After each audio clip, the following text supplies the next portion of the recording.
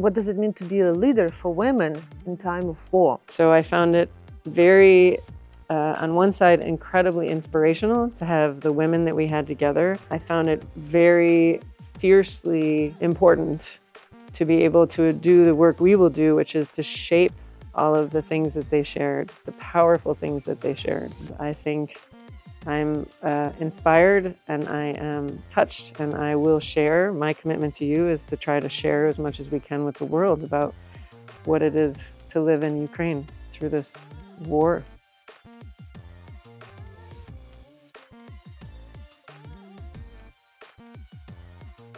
Welcome. My name is Sophia Opatska. I'm founding Dean of UKU Business School and Vice-Rector for Strategic Development at the Ukrainian Catholic University. And today I have a great privilege to talk to Amy Kenworthy, who decided to visit Ukraine for the first time in her life, with whom we work for 3 years. We have been able to publish a number of very good articles in the high-ranking, prestigious academic journals. And Amy represents Bond University from Australia. And, well, welcome, first of all. Вітаємо в Україні, as we say. It was a pleasure to be here. So, Amy, maybe we will talk in this conversation about mostly women leadership, just to give a signal to our audience what we will talk about. But I would like to start our conversation about how do you feel in Ukraine? Well, it's not a short answer because for me, as you know, I'm here, as we were just discussing, not because my university could support me coming here. So I came here on my own personal time, on my own personal money, but I'm here. And I'm here because of you. I'm here because of the other colleagues that I've worked with, the students, the business students that I've worked with, the business leaders, and because of the beautiful country and culture and people that you're fighting for. I couldn't not come. My heart is here, so I needed to also physically be here. And being here, it's beautiful. Lviv is beautiful. But as we talked about before, it's a really interesting feeling of being in a place that is so beautiful, knowing that there is so much death and devastation and pain and suffering happening at the same time. And so that is what motivates, I think, everything I do and everything we do together. Well, thank you. Thank you for your commitment to Ukraine. And one of our professors, Barricades, when he visited Ukraine in, I think it was February or March 2023, for the first time, he said that here you have feeling that war is nowhere and everywhere.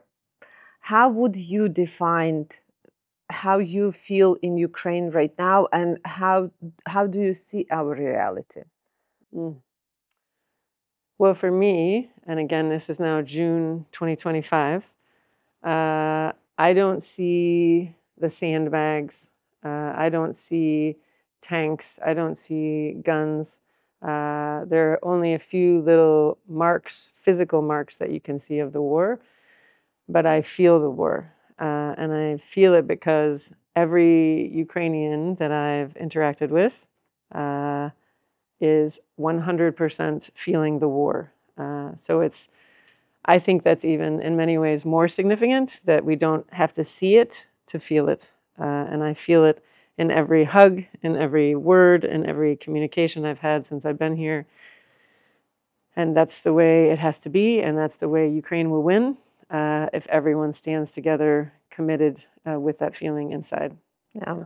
So we had a couple of days ago graduation, and also war and this narrative and conversation and everything, how we feel, it became such a big part of new traditions, even which we create at the university, and how many people are talking about their friends who are in the military, and that we can have this graduation thanks to those people who are in the military. We also had a breakfast about women leadership.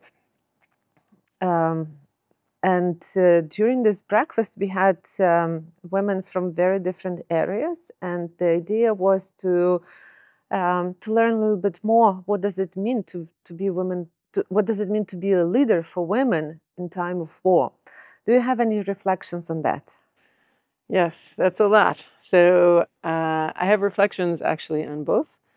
My reflections about the graduation is that it was, as you said, a really special celebration of joy and commitment and unity and achievement, but also within the context of what's happening in Ukraine.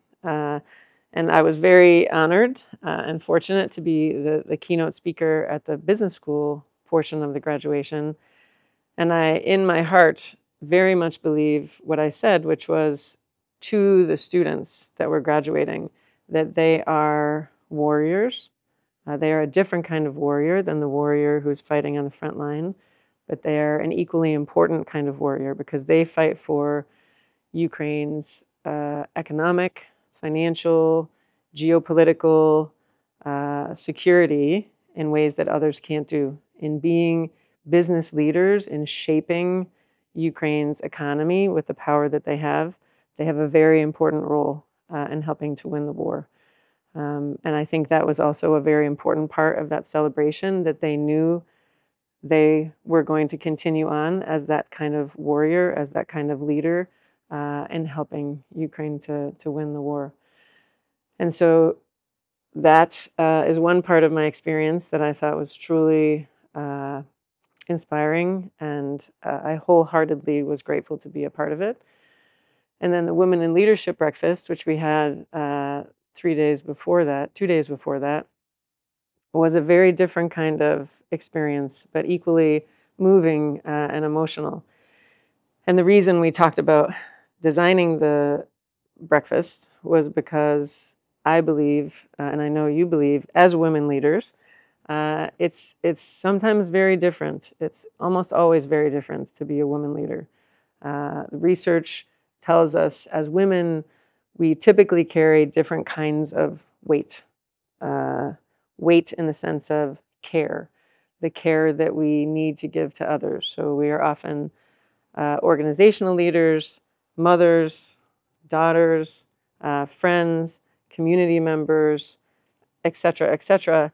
And then, we care for all of these other people, and then maybe at the end we find a little bit of time to care for ourselves.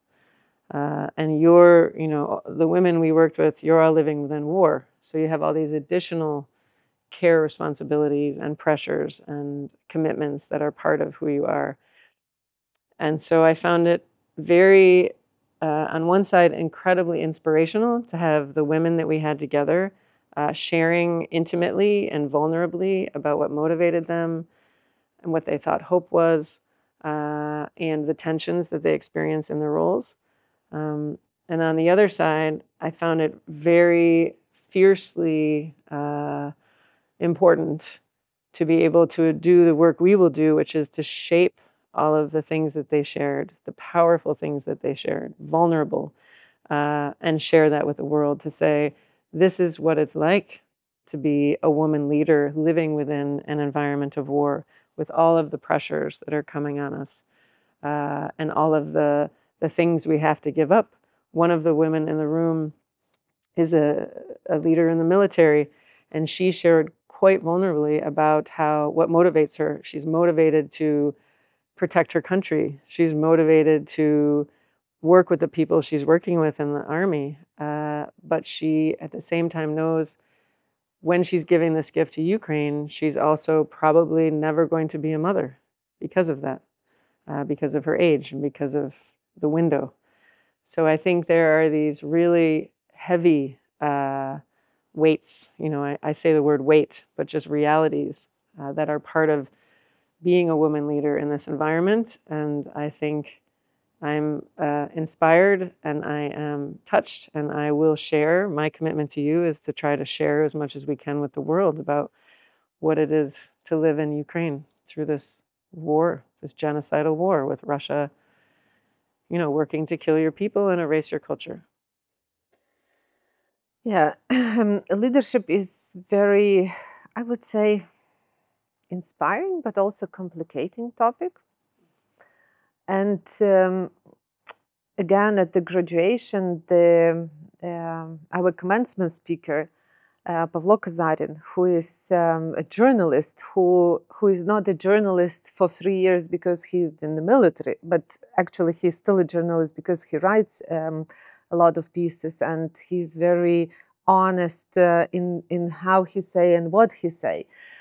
He said to our graduates that this world lacks grown-up people. So now you are grown-up people. So you have to carry this responsibility of being grown up.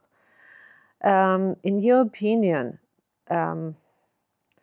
leadership, how much is it with responsibility and how much is it with privilege? An interesting question. Very good question. I think for me, in the leadership work that I've done, leadership is very complicated. It does have a heavy responsibility. But I also think followership is a really important part of the conversation that maybe we don't talk about enough. And I think in Ukraine, with the people that I've met, the stories that I've heard, there are many different kinds of leaders. Some, in positional powers of leaders, others who are leaders in their family or their community. And all of them, again, the war will not be won unless everyone is working together. So it is a privilege to have a grandmother who is caring for the grandchildren because the mother is at work, the father is in the army, or maybe both parents are in the army, or maybe the parents were killed. I mean, there's so many variations of what's happening. And her leadership in the family is an enormous privilege for the community to have. And then the followership side is that while she, for example, is a leader, the grandchildren will see that. And as followers, they emulate that leadership. In organizations, we know that to be a good leader is to empower the people who are your employees. So they feel efficacy. They feel like they have the ability to make change. They have the capacity and ownership of what's happening to make change. And in the research we did on resilience, the number one thing that the business leaders we surveyed said, and this was across industry, across Ukraine, the number one thing they said that helped with organizational survival was their people. And the way they did it was the way they were working with and motivating and leading their people was through open communication, support systems, gathering together in ways that they hadn't gathered together before, giving people autonomy to make decisions they hadn't made before, because every person in this environment becomes so incredibly special and such a privilege, right? It's a privilege to have employees in a country where many people left, but the people that have stayed and the people that have come back and the people that are here, it's an incredible privilege to lead and follow and be together as a community. And I see a lot of that community. So I think it's not just the leaders that we think of in the traditional sense. I think everyone in Ukraine now is a leader in a different way. Yeah. It's interesting that you mentioned community and that you have been talking about sharing responsibility with people. I think it's in number of research which we have done in last 3 years, and in many conversations we have with business leaders is, we find out that in crisis you would expect centralization of the power. But indeed, in our situation, it's much more about decentralization. How can people in Lviv know how office in Kharkiv or in Odessa should make decisions? Because their situation, their context is completely different. So this is very interesting, I would say, tendency that in such a crisis, you do not centralize, but you are sharing. And for that, you need a community. And I think it was also one of the evidence for UKU Business School, how community of our alumni, how they got together and how many initiatives were created, how many volunteering initiatives were created. We have just 800 alumni right now, which is a lot from the point we started, but which is very little comparing to big international universities and business schools. At the same time, in the beginning of full-scale invasion, I think there was about 60 different initiatives between our people, how to help and what can be their contribution. So maybe my next question will be about communities and service learning, because you are also working a lot in service learning. So how can business school become more helpful, more useful, and more inspiring for communities?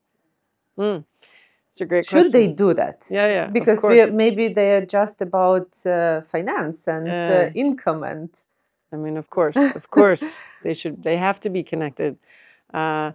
And in my speech at graduation, I talked about that with them, that they are showing the world, they're leading the world in showing us how important it is for a business, not just to be a business, but to be a business, you know, with the community coming in and them going out and everyone working together.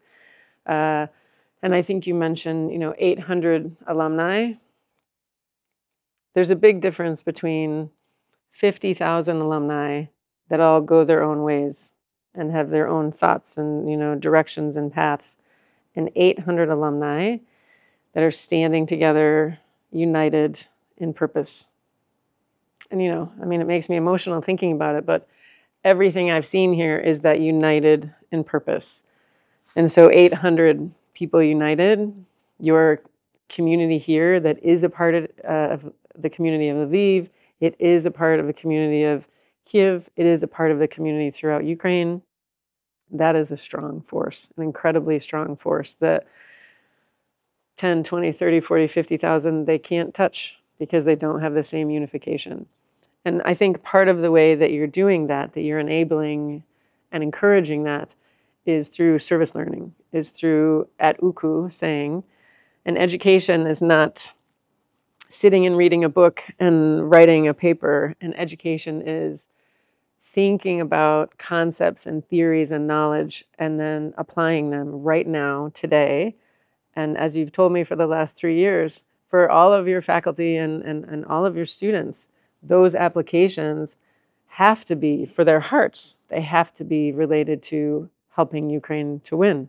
There's nothing else that is more important right now for your culture and your people and Ukraine.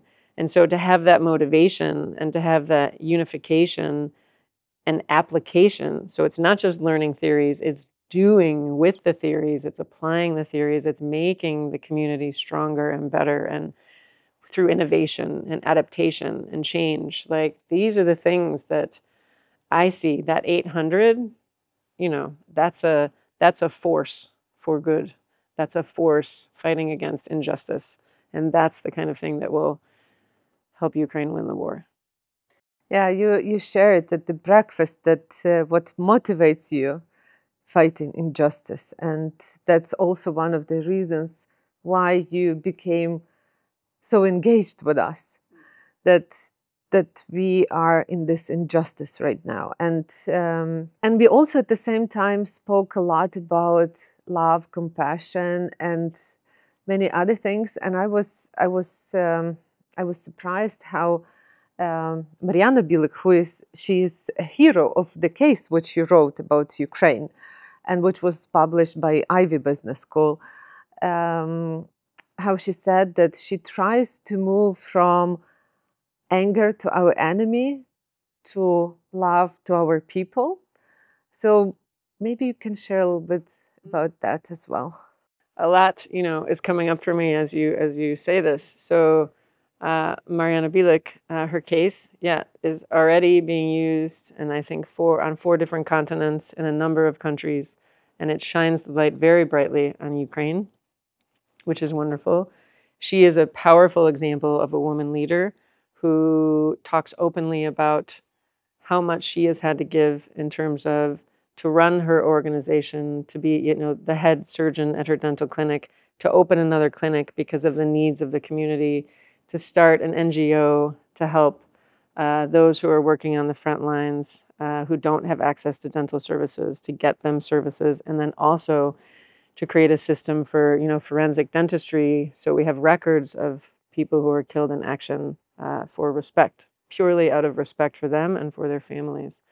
And the work she has to do with the government to make these things happen, so many pieces.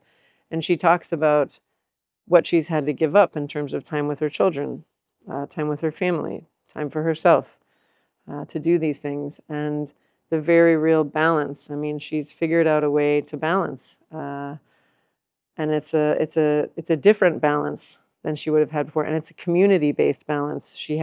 Her daughter spends lots of time with her relatives, you know, her sister and her nephews, as a family who's there while she goes to the front lines, because her husband is also doing very similar humanitarian aid work, also an UKU graduate, yay. So the community is a very real part of everything, I think, that's happening here. And when you first mentioned our work together, and yeah, initially it was because of injustice, and that is a theme, a thread that runs throughout everything we do, because obviously there's no justice in what is happening. There's no humanity in what is happening here. But more than that, it became about love.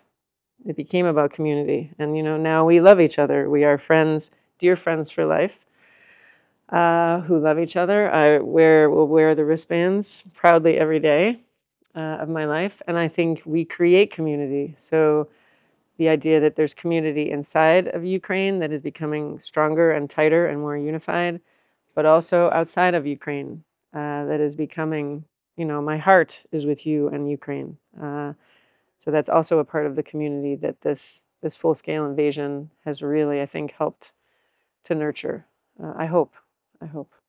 So, well, first of all, thank you very much for two cases which you've written about, Marianna, Bilyk, and Andriy Nemyrovskyy, our graduates.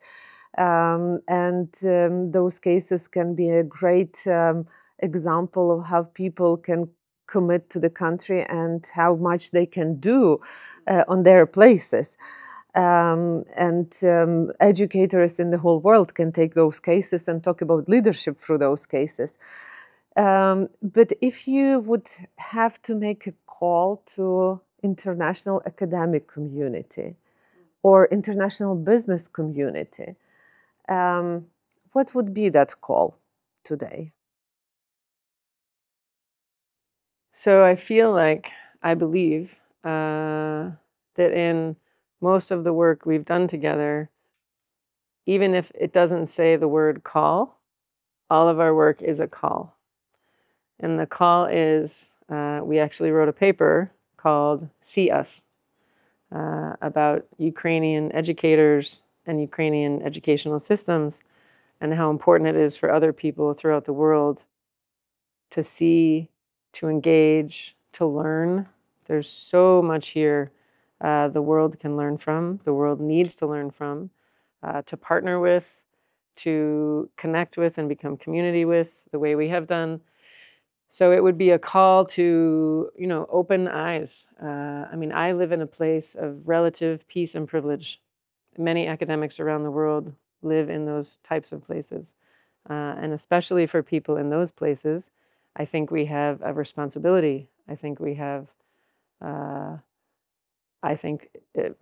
justice, ethics, all of the words should be motivations for us to be doing what we're doing, to reach out, to connect, to become one, to show the world that Ukraine does not stand by itself, but it is a part of the larger world of people who are good and caring and work together and see, you know, a geopolitical system where we stand as one, not where we fight against each other and compete, but where we stand as one to solve the problems that we have so many of right now, the global grand challenges we're facing.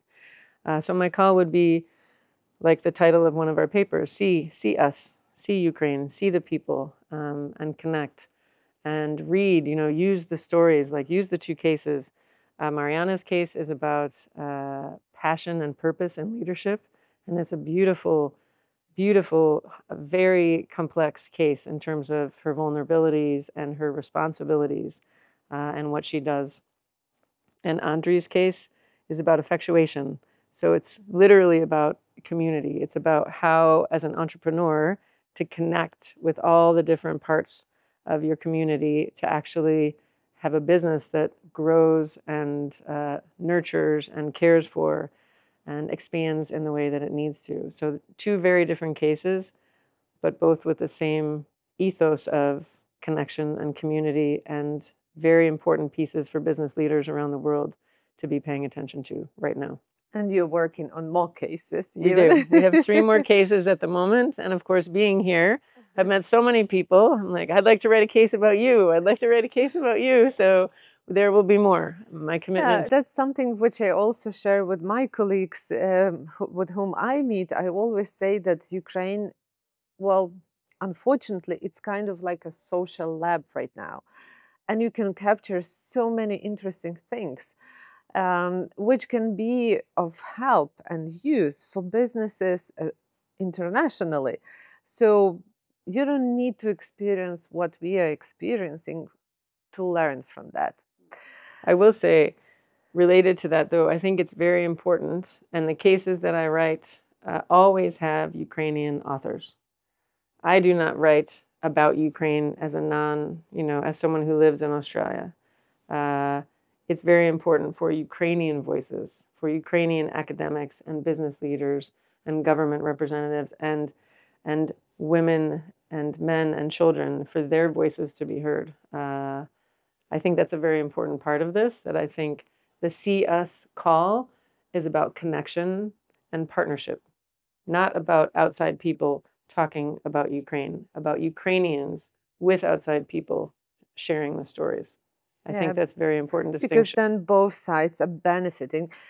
That's also true that sometimes Ukrainians, we are so much focused on our daily lives and on our daily survival that we don't want to miss international trends, what's going on internationally, what's happening in other places. So this connection is very crucial for us as well, and we truly appreciate it. So Amy, tomorrow you're leaving, and you have been here for a week, which actually passed like so fast. A couple of hours. It was very intense. It was, I think it had a lot of joy, as you have mentioned. I hope it gave you much more understanding and feeling how we are, maybe even on the physical level, And my final question would be in this interview, so what are you leaving with? And what you would like to take with you from Ukraine? So, big question. At a very superficial outside level, this was one of the gifts that you gave me. And I don't know if the camera can pick it up, but it's the beautiful, for me, symbol of Ukraine and symbol of what you're fighting for. We together are fighting for.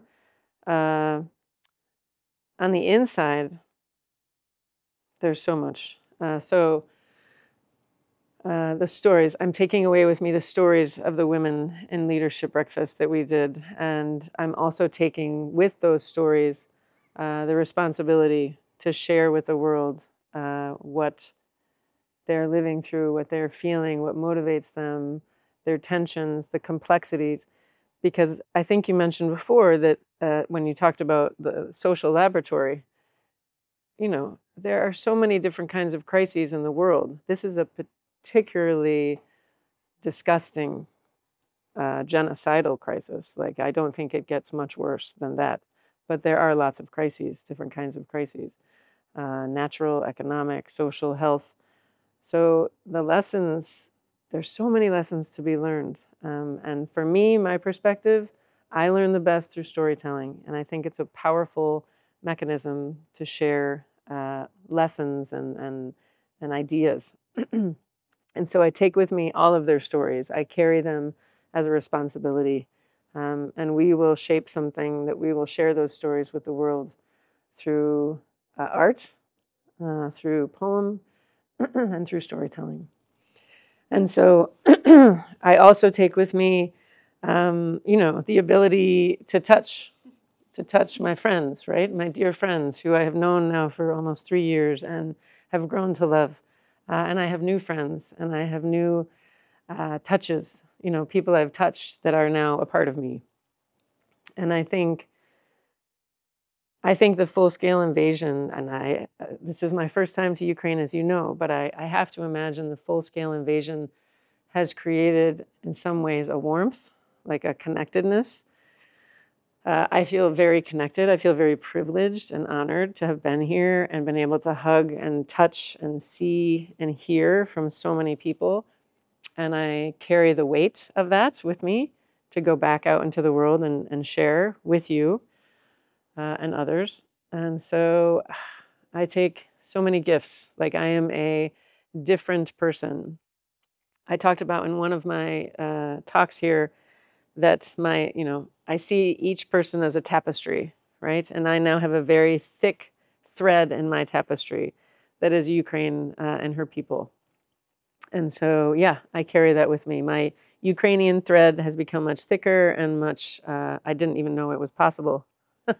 And I get a little emotional thinking about it. But yeah, I mean, I carry you. I carry you. I carry you and Uku and Lviv and Ukraine with me, and I carry it with a responsibility and a heaviness and a joy and a love. Thank you so much. Thank you for being so kind to people who need kindness now. Thank you.